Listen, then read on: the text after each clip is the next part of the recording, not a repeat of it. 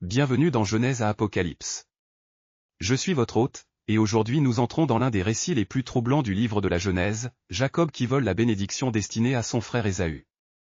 Cette histoire nous confronte à des questions difficiles sur la tromperie, la manipulation, et comment Dieu accomplit ses promesses même à travers nos échecs les plus sombres.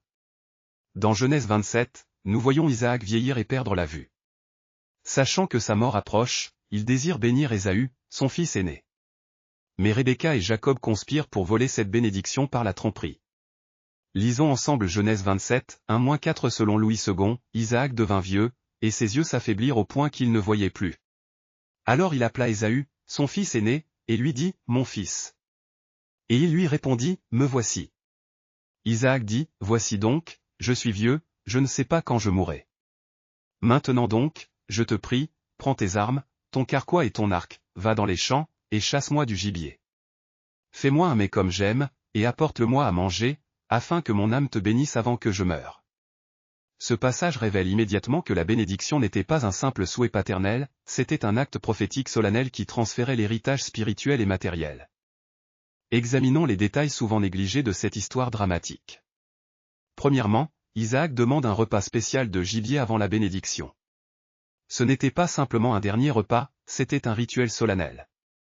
Dans la culture ancienne, partager un repas précédait souvent les pactes et les bénédictions importantes. Deuxièmement, Rebecca entendit la conversation d'Isaac avec Ésaü. Le texte hébreu suggère qu'elle espionnait délibérément. Elle n'a pas découvert le plan par accident, elle surveillait activement les conversations de son mari. Troisièmement, la tromperie de Jacob était élaborée, il portait les vêtements d'Ésaü pour l'odeur, des peaux de chevreau sur ses bras et son cou pour la texture, et il a préparé un plat similaire au gibier.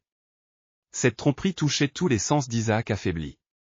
Quatrièmement, Isaac a hésité 3 fois avant de donner la bénédiction.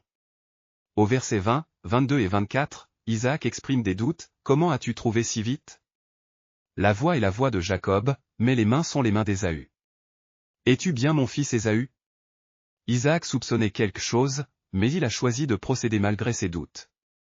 Finalement, le timing était crucial, Ésaü est revenu de la chasse juste après que Jacob soit parti. Quelques minutes de différence, et toute l'histoire aurait changé. Cette histoire révèle plusieurs changements théologiques profonds. D'abord, nous voyons le mépris du privilège spirituel. Ésaü avait déjà vendu son droit d'aînesse à Jacob pour un plat de lentilles dans Genèse 25. Hébreux 12h16 l'appelle un profane qui pour un mets vendit son droit d'aînesse.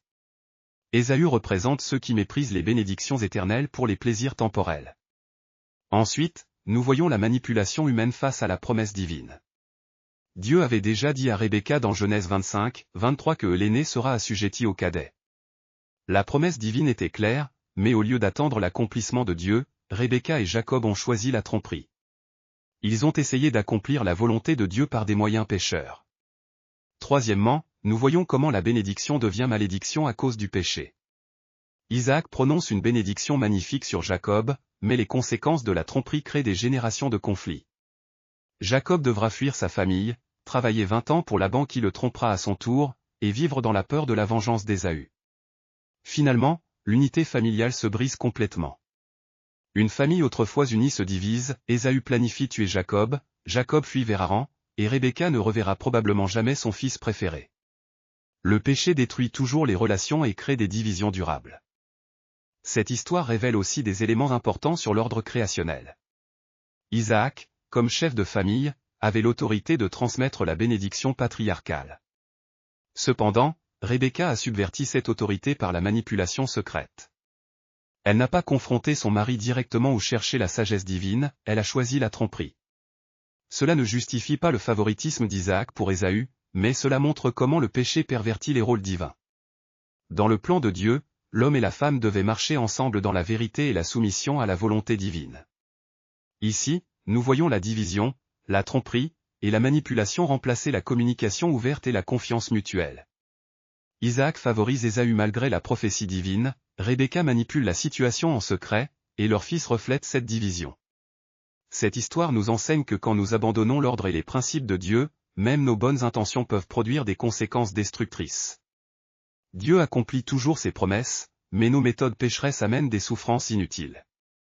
Écoutons maintenant le témoignage silencieux de la création, qui observe cette tragédie familiale se dérouler. Je vois l'innocence perdue dans cette tente. Les humains ont reçu la capacité de bénir et de transmettre l'héritage divin, mais regardez comment ils utilisent ce don sacré pour la tromperie.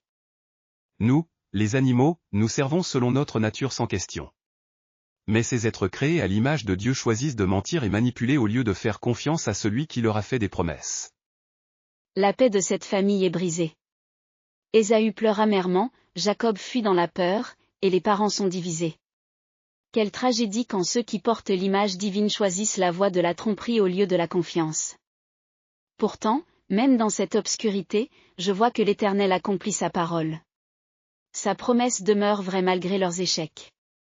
Un jour, un sacrifice parfait rachètera toute cette tromperie. Cette histoire nous confronte à plusieurs vérités importantes pour notre marche chrétienne aujourd'hui. Premièrement, nous devons valoriser nos privilèges spirituels. Comme Ésaü a méprisé son droit d'aînesse, nous pouvons facilement tenir pour acquis notre salut, notre accès à la parole de Dieu, ou notre communion avec le Saint-Esprit. Hébreux 12h15 nous avertit de veiller à ce que nul ne se prive de la grâce de Dieu.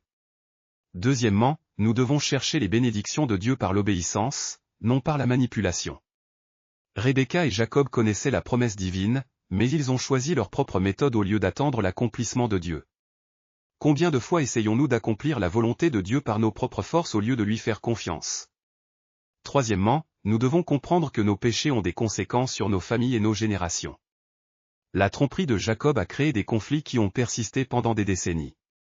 Nos choix affectent nos enfants, nos conjoints, et nos communautés. Quatrièmement, nous devons nous rappeler que Dieu accomplit ses promesses malgré nos échecs. Jacob a obtenu la bénédiction par la tromperie, mais Dieu a transformé cette situation pour accomplir ses desseins éternels. Romains 8h28 nous rappelle que toute chose concourt au bien de ceux qui aiment Dieu. Finalement, cette histoire nous pointe vers Christ, l'agneau parfait qui a obtenu notre bénédiction éternelle non par la tromperie, mais par l'obéissance parfaite et le sacrifice de sa vie. Prions ensemble, Père Céleste, merci de nous avoir révélé cette histoire difficile mais instructive. Aide-nous à ne jamais mépriser les privilèges spirituels que tu nous as accordés. Pardonne-nous quand nous avons essayé d'accomplir ta volonté par nos propres méthodes au lieu de te faire confiance. Donne-nous la sagesse de marcher dans la vérité et l'intégrité, même quand le chemin semble difficile. Guéris les divisions dans nos familles causées par le péché et la tromperie. Aide-nous à nous souvenir que tu es souverain et que tes promesses sont fidèles, même quand nous échouons. Merci pour Jésus, qui a obtenu notre bénédiction éternelle par l'obéissance parfaite. Que nos vies reflètent sa vérité et sa grâce. Au nom de Jésus, Amen. Merci d'avoir rejoint Genèse à Apocalypse aujourd'hui. Que cette histoire vous encourage à chercher les bénédictions de Dieu par la foi et l'obéissance. À bientôt pour notre prochain épisode où nous suivrons Jacob dans son voyage vers Haran et sa rencontre avec l'échelle céleste. Abonnez-vous pour plus de contenu d'études bibliques.